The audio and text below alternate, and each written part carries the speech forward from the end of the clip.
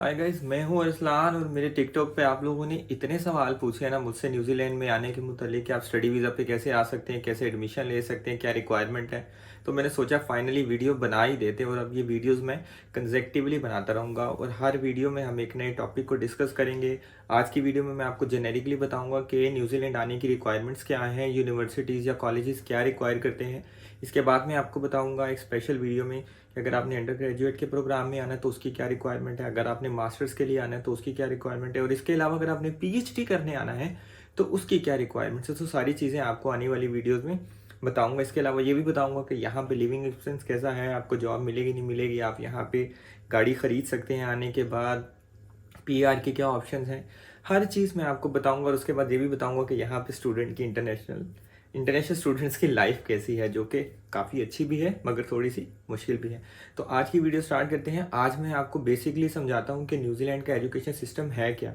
जैसे अगर आप इंडिया या पाकिस्तान से आ रहे हैं या नेपाल बांग्लादेश से आ रहे हैं तो हमारे पास एक एजुकेशन सिस्टम होता है जिसमें हम 10th स्टैंडर्ड पढ़ते हैं, उसके बाद कॉलेज में जाते हैं 12th स्टैंडर्ड तक, उसके बाद हम अंडर ग्रेजुएट का एक कोर्स करते हैं, उसके बाद हम मास्टर्स करते हैं या एमफिल करते हैं और उसके बाद हम पीएचडी करते हैं।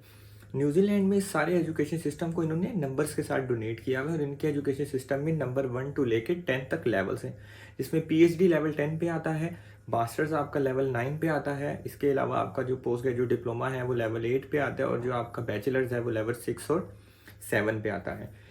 इसकी मुतालिक जो एक पिक्चर है वो आपको यहाँ स्क्रीन पे नज़र भी आ रही होगी। तो ये बेसिकली लेवल है। तो अब आपने ये डिसाइड करना है कि आपने किस लेवल पे एडमिशन लेना है। फॉर एग्जांपल अगर आप पीएचडी के लिए आ रहे हैं तो आप एडमिशन लेंगे लेवल 10 पे, तो लेवल 10 की जो रिक्वायरमेंट्स होगी वो आपके ऊपर लागू हो जाएंगी। इसी तरह अगर आपने ग्रेजुएट में आना है या मास्टर्स में आना है तो उस लेवल के अगेंस्ट जो रिक्वायरमेंट होंगी वो सारी की सारी आप पे लागू हो जाएंगी। तो सबसे पहले बात करते हैं हम आइल्स की। तो अगर आप अंडर ग्रेजुएट प्रोग्राम के लिए यहाँ पे आ रहे हैं तो आपको आइल्स चाहिए होगा 6 बैंड, जिसमें किसी भी आपके एक पेपर के अंदर 5.5 से लेस ना हो। इसी तरह अगर आप मास्टर्स के लिए आ रहे हैं तो आपकी रिक्वायरमेंट 6.5 है और कोई भी बैंड आपका 6 से लेस ना हो। अब अगर आप पीएचडी में आ रहे हैं तो यहाँ पे एक डिस्क्रिप्शन है और आपको प्रोविजन मिल जाएगी। वो ये है कि अगर आपका मीडियम ऑफ इंस्ट्रक्शन इंग्लिश है और आपने पिछले 2 या 3 साल में अपनी मास्टर्स डिग्री की है तो बहुत सारी यूनिवर्सिटीज़ आपको आइल्स की रिक्वायरमेंट से एग्जेम्प्ट कर देती है और मैंने भी आइल्स नहीं दिया हुआ और मैं यहाँ पे पीएचडी कर रहा हूँ। तो ये तो हो गया आइल्स का। अब हम बात कर लेते हैं फ़ीस की। फ़ीस यहाँ पे वेरी करती है एज़ पर योर लेवल।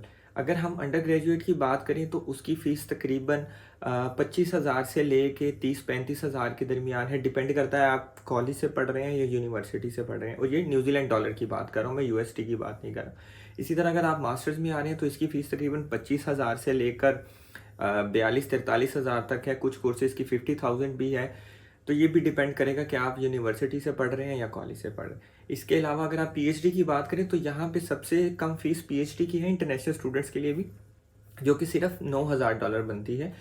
ये प्रोविजन सिर्फ पीएचडी के लिए कि अगर आप पीएचडी करने आते हैं तो $9,000 में आप पूरा साल यहाँ पे पढ़ लेंगे और दैट्स ऑल, आपको और कुछ भी पे नहीं करना और आप पे डोमेस्टिक फ़ीस लागू होगी, मगर बाकी सारी फीसेस आपकी इंटरनेशनल है। इसी तरह अगर आप पोस्ट ग्रेजुएट डिप्लोमा करने आते हैं तो उसकी फ़ीस भी लगभग आपको $30,000 तक होगी। बट ये फिर भी डिपेंड करेगा, बाज़ औक़ात आपको स्कॉलरशिप मिल जाती है। बहुत सारे जो पॉलिटेक्निकल हैं वो 5-6 हज़ार की स्कॉलरशिप भी दे देते हैं। यूनिवर्सिटीज़ में भी आप स्कॉलरशिप मीट कर सकते हैं, बट मैं आपको ये ओवरऑल एक बता रहा हूँ स्लैब्स क्या हैं फ़ीस को लेके। इसके अलावा अब न्यूजीलैंड में अगर आपने स्टडी करनी है कॉलेज से बाद, तो यहाँ पे 2 किस्म के इंस्टीट्यूट हैं। एक तो यूनिवर्सिटीज़ हैं और दूसरा यहाँ पे पॉलीटेक्निकल इंस्टीट्यूट्स होते हैं। पॉलीटेक्निकल इंस्टीट्यूट आपको मैक्सिमम लेवल 9 तक एजुकेशन देते हैं, जबकि यूनिवर्सिटी जो है वो आपको लेवल 10 मतलब पीएचडी की एजुकेशन भी देती है। जो टेक्निकल कॉलेजेस हैं उनकी फीसेस ज़रा कम होती है कंपेरेटिवली टू यूनिवर्सिटीज़।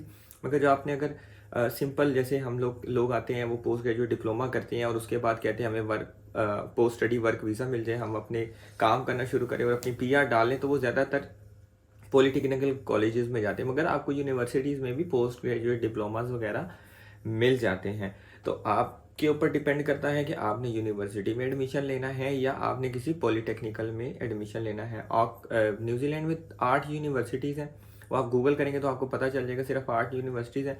कॉलेजेस ज़्यादा हैं मगर मेनली तकरीबन 5 से 6 कॉलेजेस हैं पॉलिटेक्निकल इंस्टीट्यूट, यहाँ पे जो लोगों को वो वोकेशनल ट्रेनिंग्स देते हैं। अब आपने आइल्स का आपको पता चल गया, आपको आपकी फ़ीस का पता चल गया, आपको पता चल गया कि आपने किन एजुकेशनल इंस्टीट्यूट्स में जो है वो आपने एडमिशन लेना है। साथ आपको ये पता चल गया कि आपका एजुकेशन का लेवल कौन सा है, लेवल 1 टू लेकर 10 के दरमियान आप कहाँ फॉल करते हैं और आपने किस जगह पे एडमिशन लेना है। तो इन सारी डिटेल्स को सम अप करके आप एक्चुअली ये डिसाइड कर सकते हैं कि आपने न्यूजीलैंड में किस प्रोग्राम में एडमिशन लेना है, किस इंस्टीट्यूट में एडमिशन लेना है। और उसका प्रोसीजर सिंपल है, आप गूगल पे जाके सर्च आउट करें इंस्टीट्यूशन का नाम, उधर से जाके स्टडी कोर्सेज में देखिए। यहाँ पे आपने स्टडी कोर्सेज देखते हुए एक चीज़ का ध्यान रखना है कि आपने वो स्टडी कोर्सेज देखने जो इंटरनेशनल स्टूडेंट्स को ऑफर हो रहे हैं।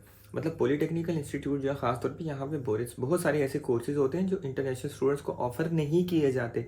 यूनिवर्सिटी तो तकरीबन सारे कोर्सेज इंटरनेशनल स्टूडेंट्स को ऑफर करती है। तो जब आपने पॉलीटेक्निकल इंस्टीट्यूट की बात करनी है, जैसे ऑकलैंड इंस्टीट्यूट ऑफ साइंसेज है, यूनिटेक है, मनाकाओ इंस्टीट्यूट ऑफ टेक्नोलॉजी है, इसी तरह ओटैगो के अंदर भी 1-2 इंस्टीट्यूट हैं। तो वहाँ पे आपने ये मेक श्योर करना है कि क्या वो जो कोर्स है वो इंटरनेशनल स्टूडेंट्स को ऑफर किया जा रहा है कि नहीं किया जा रहा। अगर किया जा रहा है तो वेल एंड गुड, अगर नहीं किया जा रहा तो आपने वो कोर्स सर्च करना है जो इंटरनेशनल स्टूडेंट्स को ऑफर किया जा रहा हो। आई होप सो यहाँ तक आपको सारी बातें क्लियर हो गई होंगी। वीडियो लंबी हो जाएगी, वीडियो में लंबी नहीं करना चाहता ताकि आप लोगों को ज़रा प्रीसाइज इन्फॉर्मेशन मिले और बेहतर इन्फॉर्मेशन मिले। नेक्स्ट वीडियो के अंदर मैं बताऊंगा कि ग्रेजुएट में आपने कोर्स में एडमिशन कैसे लेना है, उसके बाद मास्टर्स के लिए क्या रिक्वायरमेंट है, पीएचडी के लिए क्या रिक्वायरमेंट्स है, उसके बाद मैं आपको बताऊंगा कि यहाँ पे डेली लाइफ एक्सपेंस कितना है, आप यहाँ पे जॉब करके कितने पैसे बना सकते हैं, आपको घर का रेंट कितना देना पड़ेगा, ग्रॉसरीज कितनी देनी पड़ेगी। ये सारी की सारी डिटेल्स अब मैं आपको दूंगा, क्योंकि मुझे इतने आप लोगों ने इनबॉक्स में क्वेश्चंस किए हैं मेरे टिकटॉक आईडी के ऊपर कि मैं तो बस परेशान ही हो गया हूँ कि किसका जवाब दूँ किसका ना दूँ। तो अभी भी अगर आपकी मज़ीद कोई क्यूरीज हैं तो आपने यहाँ यूट्यूब के कमेंट बॉक्स में बता देना है, मैं उनका जवाब आपको दूंगा। अगर आपने अपना केस एक्सेस करवाना है कि आपके क्या चांसेस हैं एडमिशन के और वीज़ा के, वो भी आप मुझे बता दीजिएगा। उसके बाद मैं आपको अपना एजेंट भी बता दूंगा जिसके ज़रिए से मैंने सारा प्रोसीजर किया था, और आई एम श्योर कि आप लोगों के लिए चीज़ें बहुत ईजी हो जाएंगी। और अभी की अगर आपको वीडियो इन्फॉर्मेटिव लगी है, समझ में आई है, अच्छी लगी है, तो चैनल को सब्सक्राइब कर लें, वीडियो को लाइक कर लें, दोस्तों के साथ शेयर कर लें, और जो क्वेश्चन है उनको कमेंट में लिखना बिल्कुल भी मत भूलिएगा। और इसी के साथ साथ मेरे टिकटॉक के चैनल को भी सब्सक्राइब कर लें, क्योंकि उसके ऊपर थोड़ी सी फनी वीडियोज़ आती हैं, but these are more towards reality के एक्चुअली न्यूजीलैंड में क्या चल रहा है। उसके ऊपर भी इन्फॉर्मेटिव वीडियोस अब आएंगी, इसके ऊपर भी आएंगी। तो कुल मिला के आप लोगों के लिए इंशाल्लाह ताला मैं कंटेंट क्रिएट करता रहूँगा। तो आज की वीडियो देखने के लिए शुक्रिया, नेक्स्ट वीडियो में मिलते हैं, बाय।